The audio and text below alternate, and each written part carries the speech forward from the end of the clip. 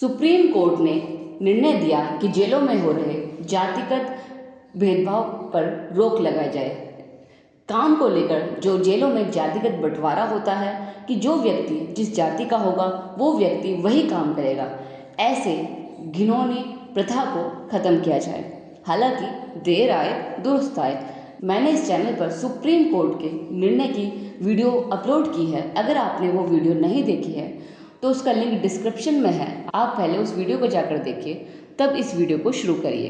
देर आए दुरुस्त आए, जेल में जातियों के आधार पर काम के बंटवारे की कुप्रथा को समाप्त करने का सुप्रीम कोर्ट का यह निर्णय बहुत ही देर से आया है, लेकिन न्याय की दिशा में एक उचित कदम है। जेल में जातियों के आधार पर कामकाज का बंटवारा असंवैधानिक समझते हुए सुप्रीम कोर्ट ने इस कुप्रथा को समाप्त करने का निर्णय दिया है। इसके तहत 11 राज्यों को कारागार नियमावली बदलाव करने के लिए कहा है। देर से ही सही, लेकिन इस न्याय के कदम की सभी लोग प्रशंसा कर रहे हैं। इसके तहत कैदियों के बीच जातिगत भेदभाव जो हो रहा था उसे खत्म करने की इस निर्णय के बाद पूरी कोशिश की जाएगी। जिस दिन देश आज़ाद हुआ और जब से समानता, स्वतंत्रता और बंधुता के मूल्यों पर आधारित भारत का संविधान अस्तित्व में आया, उसी दिन इस भेदभाव को खत्म किया जाना जरूरी था। खैर, देर आए दुरुस्त आए वाली कहावत के अनुसार जो हुआ अच्छा हुआ। मुख्य न्यायाधीश जस्टिस DY चंद्रचूड़ के खाते में यह निर्णय भी ऐतिहासिक होगा।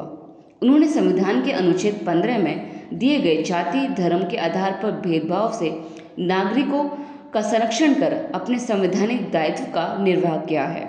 बड़ी बात तो यह है कि अदालत ने जेलों में चल रहे असंवैधानिक भेदभाव का खुद संज्ञान लिया। जिन कैदियों के अधिकारों का हनन हुआ, उनकी नागरिक गरिमा की जो हानि हुई उसकी भरपाई करना तो संभव नहीं है। ऊंची जाति के कैदियों को खाना पकाने और निजी जातियों के कैदियों से सफाई कराने, झाड़ू लगाने जैसे काम लेना अनुच्छेद 15 का खुला उल्लंघन था, लेकिन इस बात पर किसी ने भी गौर नहीं किया। अब तक पूर्व के किसी भी न्यायाधीश का इस ओर ध्यान क्यों नहीं गया? मानवाधिकारों के लिए काम उठाने वाले स्वयंसेवी संस्थाओं ने भी यह सवाल क्यों नहीं उठाया? कोर्ट ने स्पष्ट किया है कि कौन खाना बना सकता है, कौन नहीं। ये छुआछूत के पहलू हैं, कानून इसकी इजाज़त नहीं देता।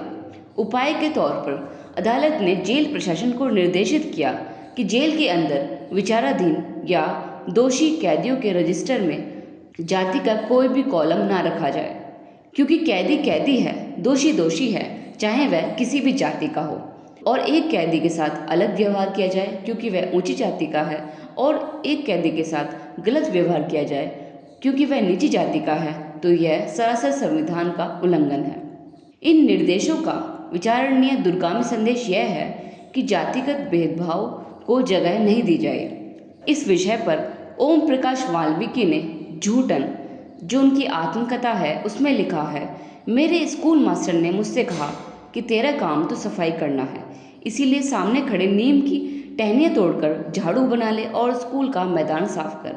हमारे न्यायालयों के लिए देशव्यापी जाति भेद की संभावनाओं को समाप्त करने के लिए समाज में जेल से बाहर की संस्थाओं का भी संज्ञान लेने की बहुत ज़्यादा ज़रूरत है, क्योंकि यह भेदभाव केवल जेलों में नहीं बल्कि जेल से बाहर भी होता है, चाहे वह स्कूल हो, कॉलेज हो, अस्पताल हो, सड़क हो या कहीं भी हो। ऐसा क्या हो जो प्राथमिक स्कूलों से लेकर IIT, मेडिकल यूनिवर्सिटीज़, राज्य लोक सेवा संघ सेवा आयोग, कला, सिनेमा, हर जगह प्रवेश लेने वाले लोगों की जाति ना पूछी जाए, उन्हें केवल इंसान के नज़रिए से देखा जाए।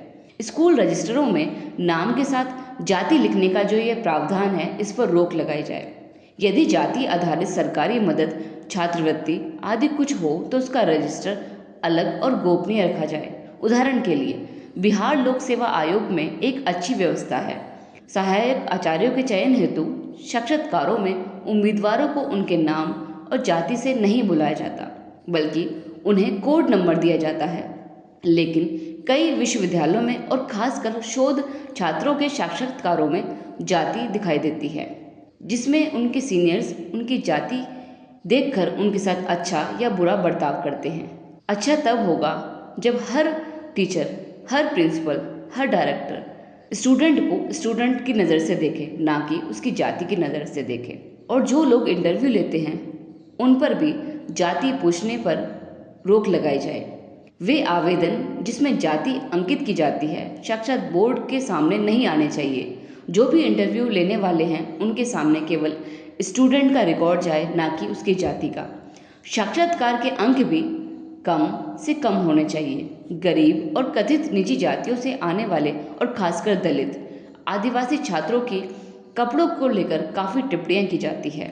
ज्ञान के क्षेत्रों में भी एकलव्य से अंगूठा लेने की बात बहुत पुरानी हो गई है, लेकिन आज भी निजी जाति के व्यक्तियों को, निजी जाति के बच्चों को, गरीब तबके के बच्चों को शिक्षा से वंचित किया जाता है। उनकी जाति की वजह से उन्हें हर ऊंचाई पर पहुंचने से रोका जाता है। केवल जेलों में ही क्यों, खेलों से भी जाति, लिंग, धर्म भेद को हटा देना चाहिए। एक क्षेत्र का निर्देश दूसरे क्षेत्र के लिए एक प्रेरणा का स्रोत होता है। भारत विकसित राष्ट्र बनने की ओर अग्रसर है। साथ ही अच्छी शिक्षा, अच्छा रोजगार, अच्छा जीवन सभी को मिलना चाहिए। इसमें कोई भी कोताही नहीं हो और ऐसा करने में किसी की जाति उसके आड़े ना आए। समझदार को इशारा काफ़ी होता है।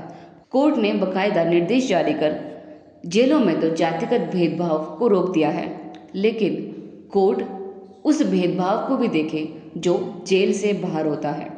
जब तक इस देश से जाति भेद धर्म, लिंग, समुदाय, शिक्षा और अन्य आधार पर समाप्त नहीं होगा, तब तक भारतीय संविधान के अनुच्छेद 15 का हमेशा उल्लंघन होता रहेगा। आपकी इस बारे में क्या राय है? अपनी राय ज़रूर दें और इस वीडियो को सभी के साथ शेयर और हमारे चैनल वकील दीदी को सब्सक्राइब करना ना भूलें।